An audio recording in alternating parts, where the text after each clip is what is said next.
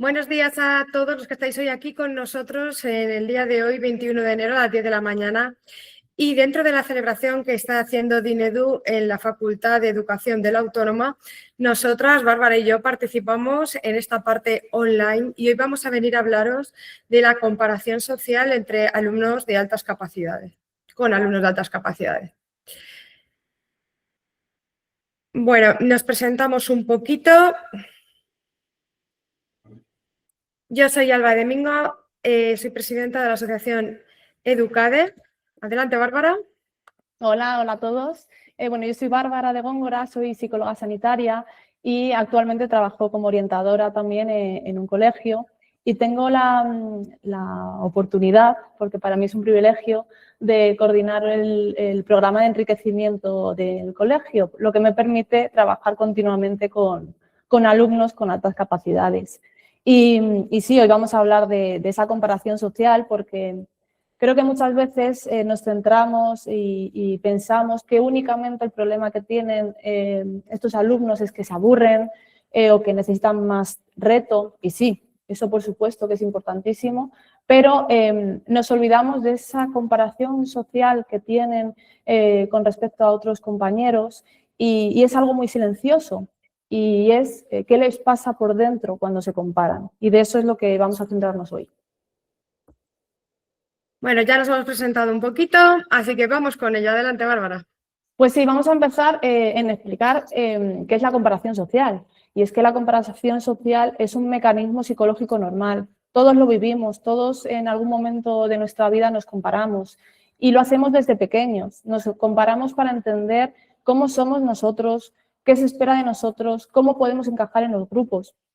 Y es una forma de mirar al resto, mirarnos a nosotros mismos y decir, vale, ¿qué me falta? ¿O qué estoy haciendo bien, qué estoy haciendo mal? ¿Qué pasa? Que ocurre que hay un problema y este aparece cuando esa comparación se vuelve constante, se vuelve automática, se vuelve desigual. Es decir, cuando el alumno ya no se compara de vez en cuando y lo hace continuamente, lo hace todo el tiempo, cuando no puede evitarlo, lo hace de forma automática y cuando siempre sale perdiendo en esa comparación, siempre está por debajo de sus compañeros, de sus iguales, de su familia, de sus hermanos, de la persona con la que se compare. Entonces, ¿qué es importante? Que es sentir que si no lo hago perfecto, no valgo como persona. Y vamos a hablar de lo que son las formas típicas de comparación, ¿vale? Para que cuando veáis a vuestros alumnos las podáis también clasificar, ¿vale? Por un lado tenemos la comparación descendente, que es soy mejor que los demás, ¿vale? Hay veces que también se da esto en los alumnos de alta capacidad. Se confunde lo que es un proceso más rápido, lo que es tener un CI mayor, ¿vale? Con el resto de rasgos de la personalidad, de manera que estos niños que no están bien orientados o incluso padres, ¿vale? Consideran que simplemente por tener un CI mayor puede ser mejor que los demás. ¿Qué ocurre esto a nivel social? Que este tipo de comportamiento genera aislamiento, arrogancia defensiva o culpa, ¿vale? Vamos con el segundo tipo, la comparación ascendente. Nunca soy suficiente, ¿vale? Que aún me parece mucho más común que la anterior, ¿vale? ¿A qué conduce esto? A la ansiedad, al perfeccionismo patológico, a la infravaloración. ¿Por qué ocurre esto? Porque cuando les decimos a los niños que son de alta capacidad o el CI que tienen, pues no se explica muchas cosas. ¿Qué ocurre? Que socialmente hay unos conceptos de que automáticamente en el momento que hay alta capacidad, pues ya es un niño que tiene que sacar 10 en todo, tal. ¿Qué ocurre? Estos niños que se chocan contra la realidad, porque el hecho de que tengan un CI alto no significa que de repente vayan a sacar un 10 en cada uno de los exámenes y entonces empieza esta comparación ascendente, la de nunca soy suficiente. ¿Vale? Y luego está la comparación interna, que es con su propio ideal. ¿Vale? Claro, imaginaros si estábamos hablando antes de la comparación ascendente, imaginaros si es una cosa que yo interiorizo, que es mi propio ideal, ¿vale? Hasta qué punto es peligroso mantener un concepto irreal de lo que es la persona de alta capacidad y permanentemente compararme con ello. Adelante, Bárbara. ¿Y cómo aparece esto en alumnos de altas capacidades? Por un lado, con una autoexigencia extrema, miedo paralizante al error, destacar o esconderse, es decir, si no destaco, prefiero ni aparecer. y esa ansiedad por rendir, por sacar el 10 que decía Alba.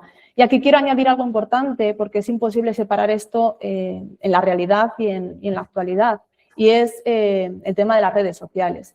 Al final es un amplificador de esta comparación social. En redes sociales, y ya no solo alumnos con altas capacidades, en general todos los alumnos, adolescentes, niños de edades más altas, se comparan con una realidad o con una irrealidad, porque realmente no es la realidad lo que se muestra en redes sociales, y se comparan con versiones editadas, se comparan con versiones filtradas, con filtros y artificialmente perfectas. Entonces esto afecta mucho a estos niños, a estos alumnos, porque aparte que tienden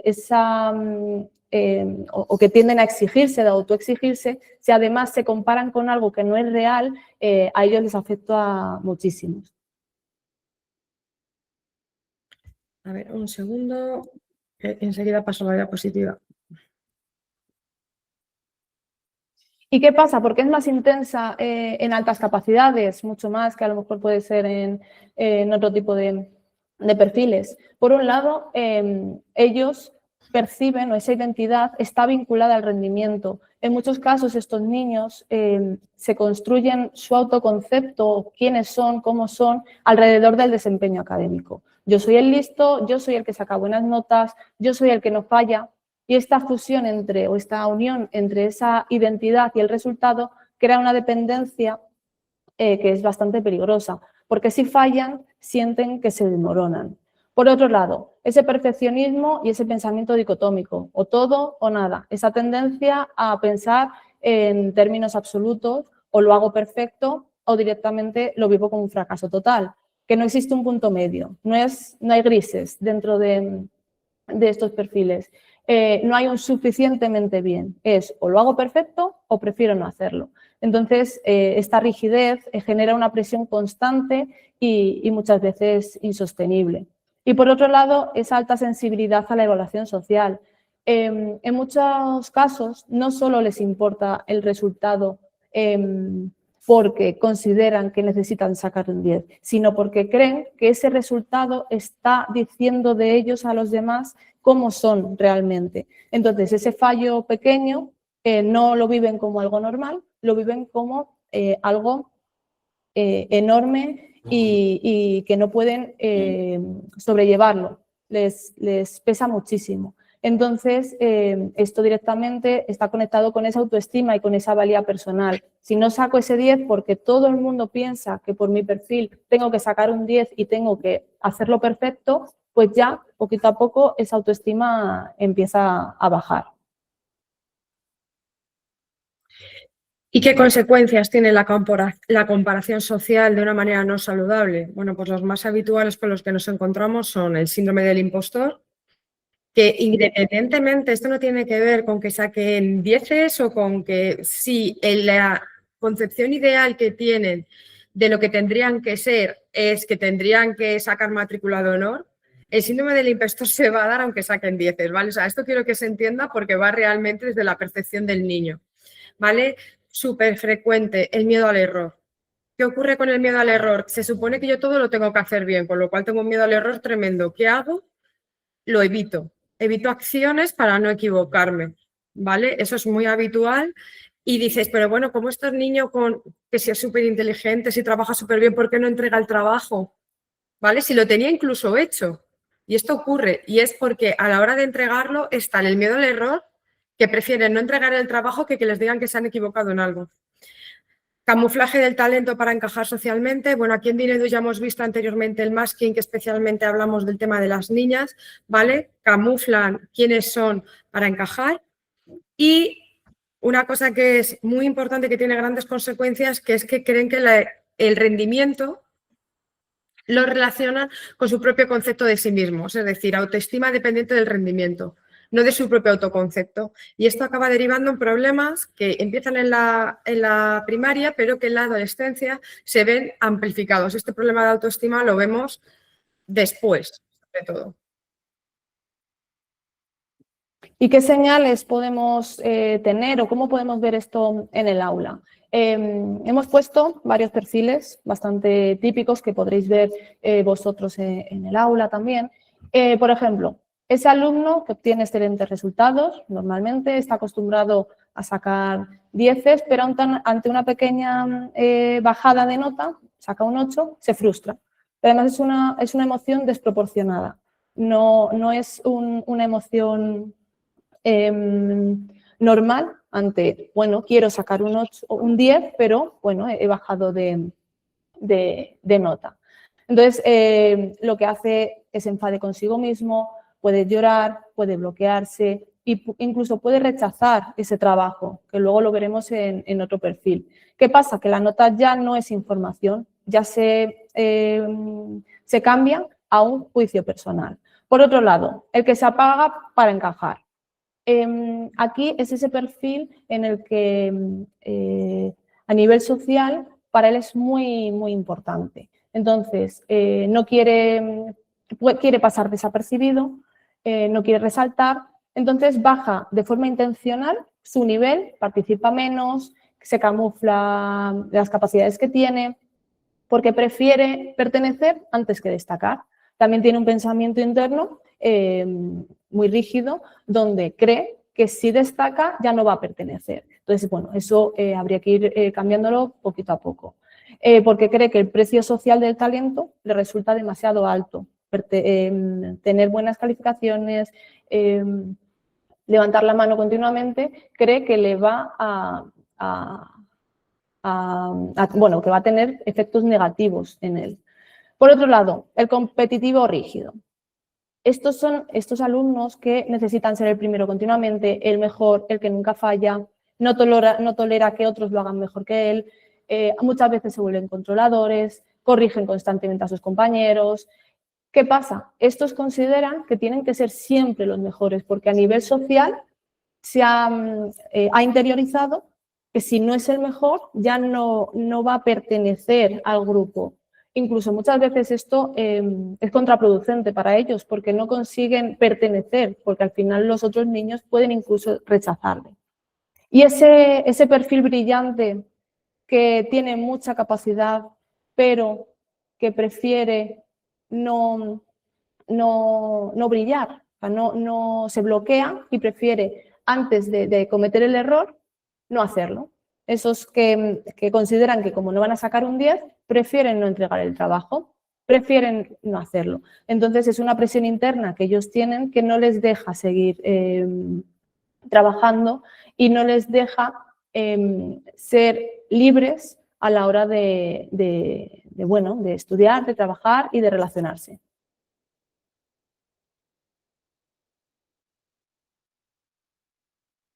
No se te oye, Alba.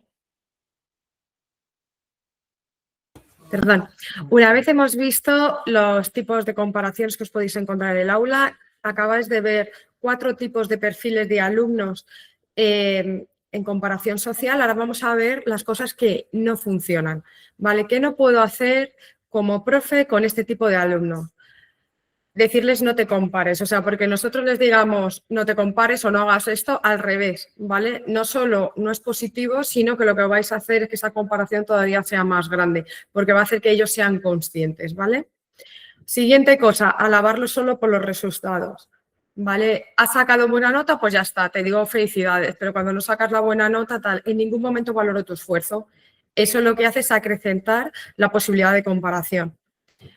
Siguiente cosa, usarlos como referencia del grupo, ¿vale? Esto, aunque dice, es súper evidente que no hay que hacerlo, bueno, pues es que por desgracia nos encontramos que se sigue haciendo y se hace de muchas maneras. Está desde el profesor que no tiene sensibilidad ninguna y dice, fijaros qué trabajo tan importante ha hecho fulanito, que es el niño de altas capacidades, al profesor que es que va leyendo una a una todas las notas de los alumnos a la hora de recibir el examen, ¿vale? Todo eso son maneras de comparar en referencia al grupo que no ayudan a esto que estamos comentando Bárbara y yo en absoluto, ¿vale?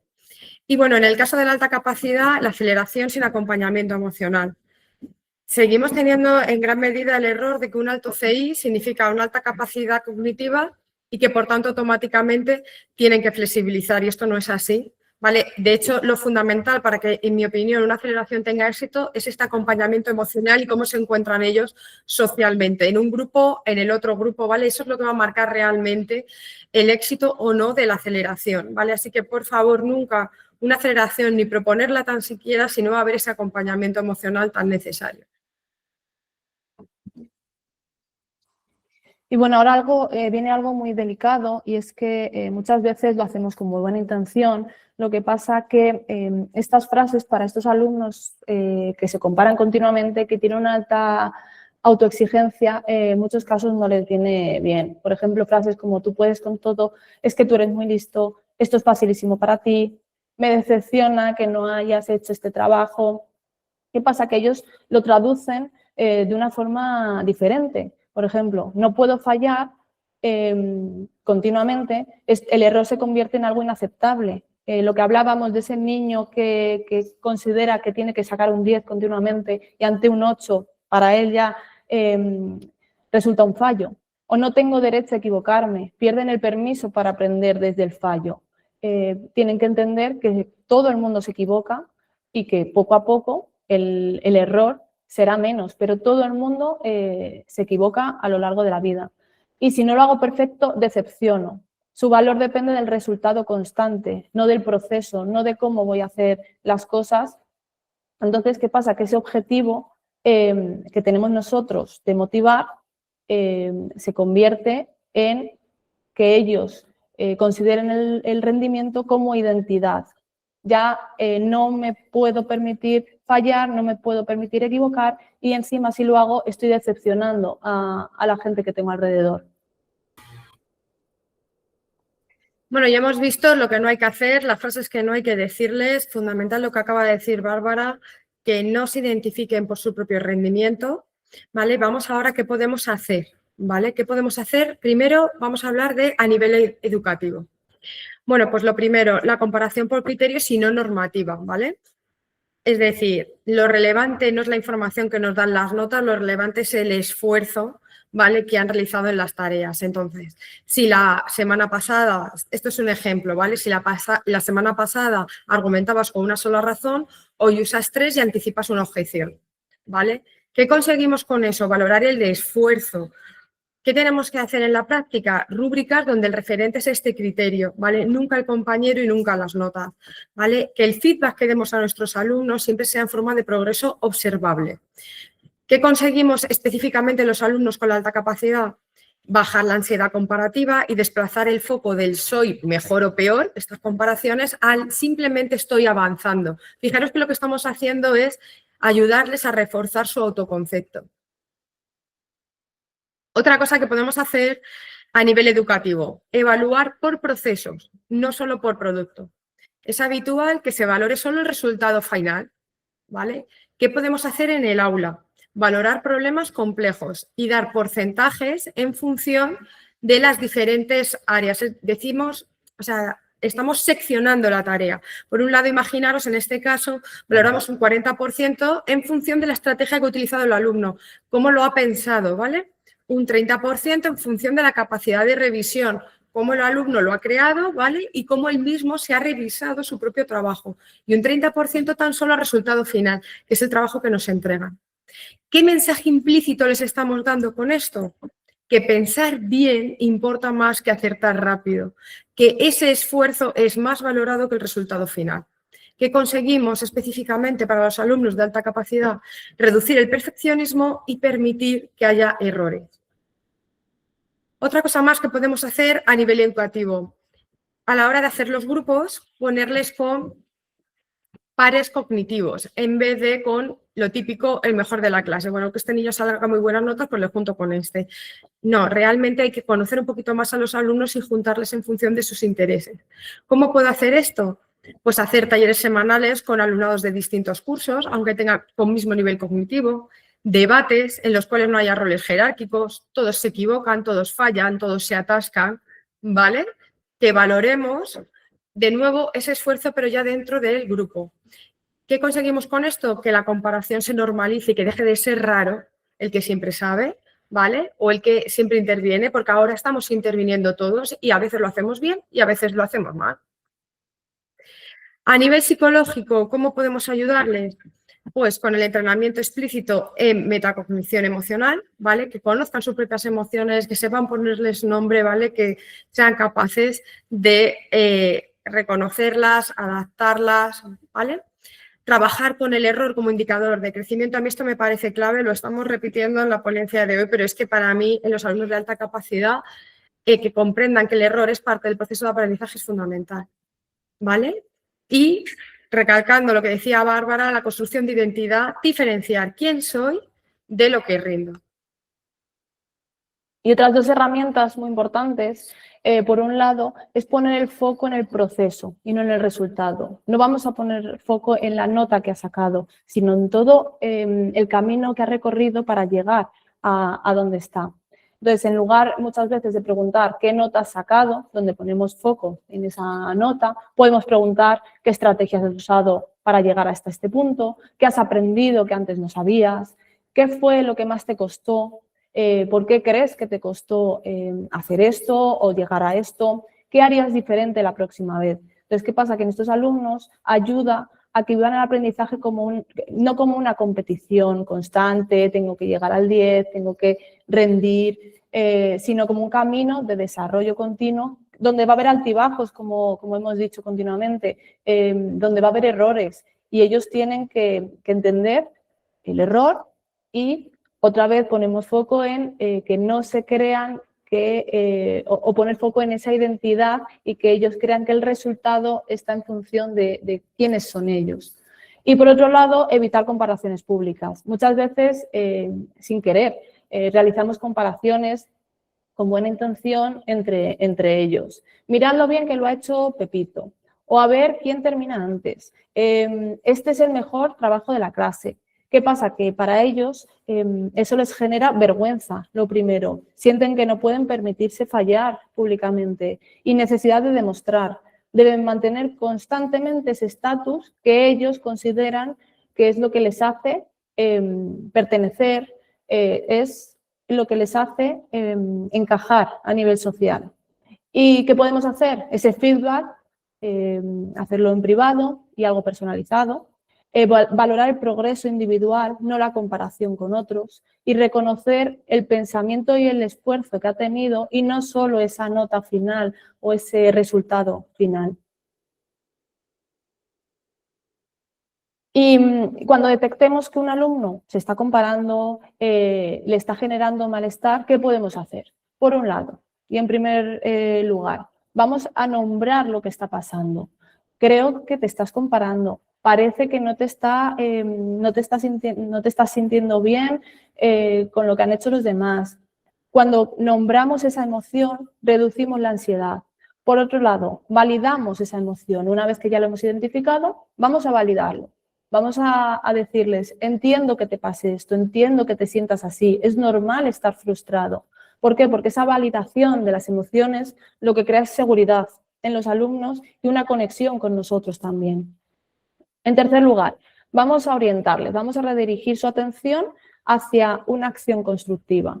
Venga, vamos, ¿qué hacemos? ¿Cuál es el siguiente paso? Vamos a centrarnos en los que sí podemos hacer ahora, porque muchas veces se bloquean y ante ese bloqueo tenemos la sensación de que no sabemos qué hacer, ni para un lado ni para otro. Entonces vamos a conducirles, vamos a ayudarles y vamos a acompañarles desde ese problema a una solución.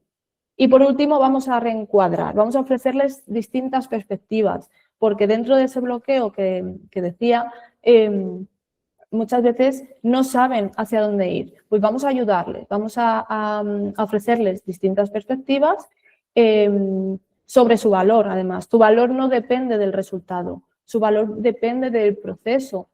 Aquí se viene a aprender, no a demostrar. Entonces, bueno, para ellos, que te digan que no pasa nada por cometer errores es liberador. Bueno, y ahora vamos con propuestas de aprendizaje, cositas que podéis hacer en vuestro aula para trabajar, ¿vale? Una de las cosas que podéis hacer con ellos es que hagan un diario de progreso personal, que sé hoy, que no sabía ayer, que he entendido, que me ha costado, ¿vale? Lo mismo más o menos que os ha dicho Bárbara, ¿vale? Lo único que en el caso del diario de progreso personal, al final hay unas conclusiones, ¿vale? Que se hacen por semanas. Entonces, al final de la semana, pues por ejemplo, antes resolvía ecuaciones y hoy soy capaz de resolverlas y además justificarlas, ¿vale? Pues al final los objetivos logrados se ponen en el final de la semana. ¿Qué más cosas podemos hacer? Los retos abiertos que sean, que no haya ranking, que no haya comparativa, ¿vale? Fomentamos diseñar las soluciones al problema. No hay una correcta, se valora la originalidad, la profundidad y cómo ha revisado su propio proceso el alumno, ¿vale? No hay nota inmediata, el feedback es diferido y cualitativo y es una manera de que el alumno deje de competir y empiece a explorar. Luego, no se da la importancia suficiente a todo el tema de mentorías, pero es una cosa que en el caso de los alumnos de alta capacidad especialmente funciona fenomenal, ¿vale? Si tengo un alumno que tiene un interés muy concreto, ¿vale? Ponerlo en contacto con otros mentores, con otros compañeros de cursos superiores que tengan los mismos intereses, pues suele funcionar maravillosamente, ¿vale? Porque esas personas también le pueden contar lo que ellos han vivido, cómo se han equivocado, cuándo se han bloqueado, cuándo han tomado decisiones fallidas, ¿vale? ¿Cuál es el mensaje? Que ser brillante no significa equivocarse, que seas mayor o que tengas los mismos intereses no significa que a veces no se te dé mal, ¿vale? ¿Cuál es el mensaje que le estamos transmitiendo? Que lo importante es no rendirse y continuar trabajando, ¿vale? ¿Qué conseguimos con esto? Desmontar la autoexigencia irreal y la comparación idealizada. Otra cosa más que podemos hacer en los perfiles de alumnos de alta capacidad que son especialmente perfeccionistas y que este perfeccionismo no es sano, ¿vale? Pues ponerles también pequeñas biografías, pequeños trabajitos, pues imaginaros sobre María Curie, ¿vale? Cómo fue su vida, cuántas veces se equivocó, cómo llegó a los descubrimientos, ¿vale? Entonces, de esa manera identificamos y quitamos mitos del talento, ¿vale? De, bueno, es que era brillante, entonces todo lo hacía fenomenal. No, en absoluto, ¿vale? Incluso les podemos pedir que busquen, que sean como detectives y que busquen errores graves que cometió tal persona brillante y explicar qué aprendió, ¿vale? De esta manera reducimos el miedo y el síndrome del liscorto. Y bueno, no queríamos terminar con esta frase justo llegando a las 10:30. La comparación social no vamos a conseguir eliminarla, ¿vale? Simplemente porque nosotros digamos no te compares, sino que es necesario todas las herramientas que os hemos dado hoy porque es necesario redirigirla y ofrecer un camino con alternativas. Bueno, pues como siempre estamos ahora mismo ya a vuestra disposición para cualquier pregunta que nos queréis realizar. La podéis hacer o bien levantando la manita y abriendo el micrófono cuando os demos paso o bien por la cajita, ¿vale? También os la podéis hacer por chat. ¿Tenemos alguna pregunta? ¿Alguien que quiera hablarnos, decirnos algo? Vale, pues adelante, Yolanda, quita el micrófono y nos cuentas.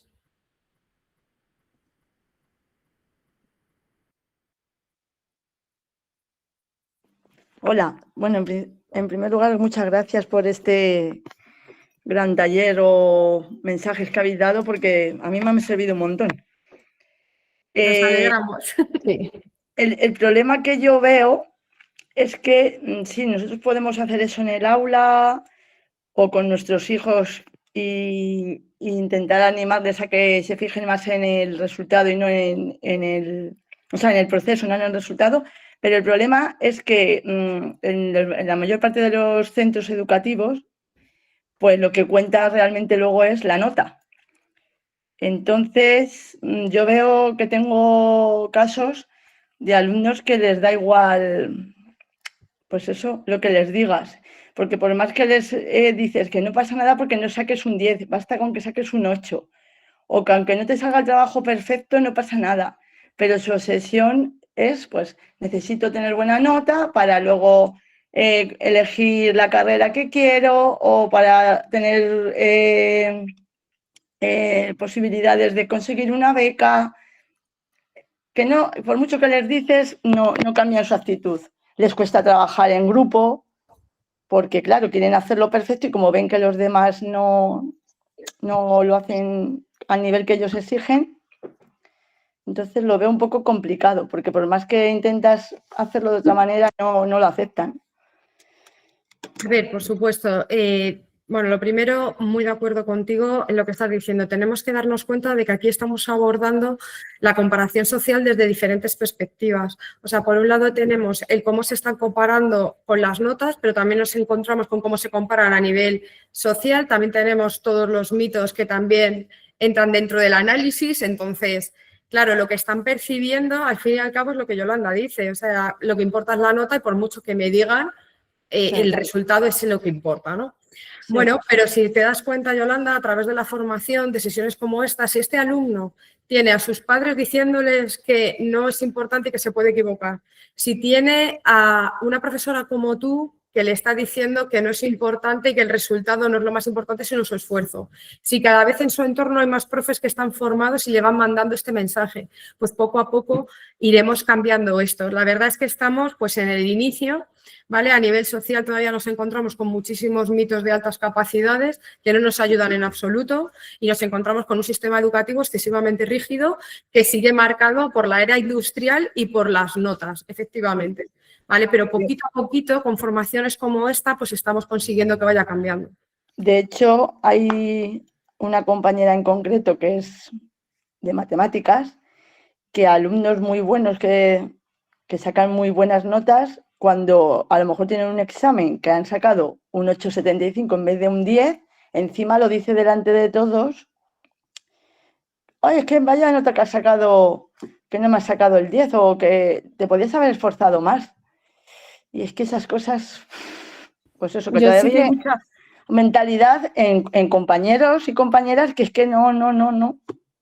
Yo sí que quiero decir algo, Yolanda, gracias por la pregunta, porque me parece fundamental y yo al final lo veo. Yo trabajo en un colegio y sé perfectamente la realidad. Creo que esto tiene que ser un camino que debió empezar hace mucho tiempo, pero bueno, que poco a poco creo que está llegando al aula.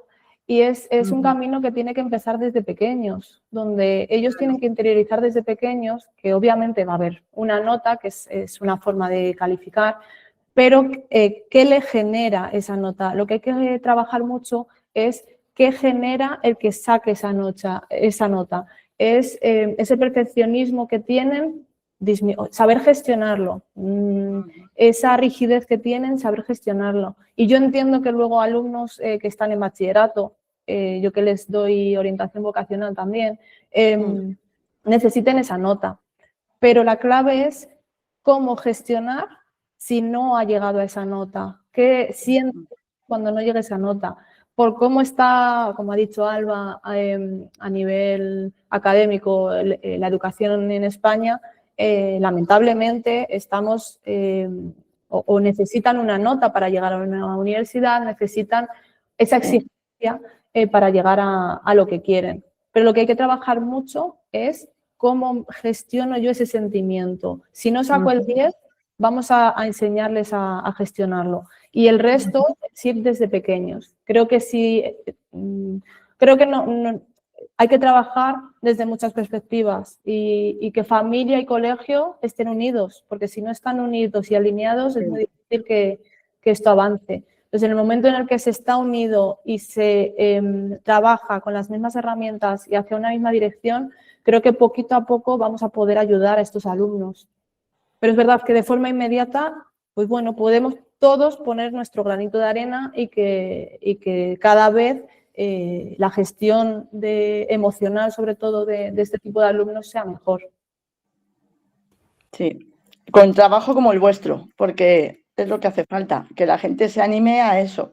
Porque es que luego hablas con compañeros y compañeras y es que no, son duros de mollera. Muchas veces es desconocimiento. Yo lo veo que en muchas ocasiones no es porque no quieran, no generalizo, hay Claro, casos que por supuesto, pero muchas veces es desconocimiento.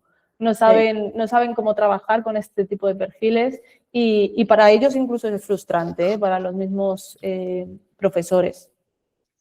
Sí.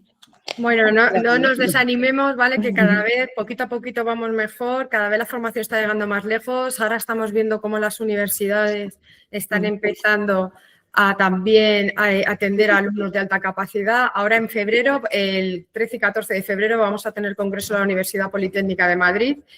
Y aprovecho esta ocasión también para comentaros que para el 13 de marzo, 12-13 de marzo, van a unirse la Universidad Autónoma junto con la Universidad Complutense de Madrid para hacer unas jornadas específicas sobre alta capacidad, que ya os adelanto van a ser interesantísimas y además gratuitas. Vale, o sea que poquito a poquito la formación va llegando. Quiero también especialmente agradecer a Bárbara, hoy que está aquí con nosotros, que se ha unido a estas formaciones que vamos a hacer todos los meses, ¿vale? Estar atentos, la próxima la tenemos en febrero, porque dentro del marco de Dinedu vamos a seguir hablando de alta capacidad. Sí, yo estoy encantada de estar aquí, de poder ofrecer mi granito de arena y bueno, lo que necesitéis por redes sociales, por donde nos podáis contactar si tenéis dudas o incluso si queréis alguna temática en concreto para otras formaciones, ¿no, Alba? Creo que es bienvenido y que al final es por vosotros. Sí, por supuesto. O sea, cualquier cosita que nos queráis poner para próximas formaciones, estaremos encantados. Tenemos aquí una última pregunta, Bárbara. Vamos un poquito tarde hoy, ¿vale? Pero para dejarla resuelta. Nos dice Laura, mi hija está en primero de bachillerato y además de lo que estoy diciendo que necesitan nota para después seguir estudiando, yo le he dicho en varias ocasiones que no pasa nada si saca una nota baja o incluso si un examen le suspende, porque su padre y yo sabemos que se ha esforzado. Pero es complicado cuando una profesora de todos la dice que tú eres altas capacidades, ¿en qué?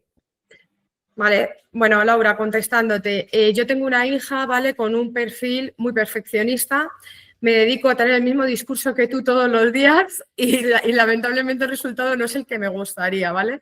Que es un poco lo mismo que estamos hablando, ¿no? Es que no vale solo que lo hagamos desde una dirección, hay que conseguir que la formación llegue a todas partes y especialmente por lo que me estás contando a esta profesora que no entiende lo que son las altas capacidades, ¿vale? Así que poquito a poquito esperamos seguir consiguiéndolo.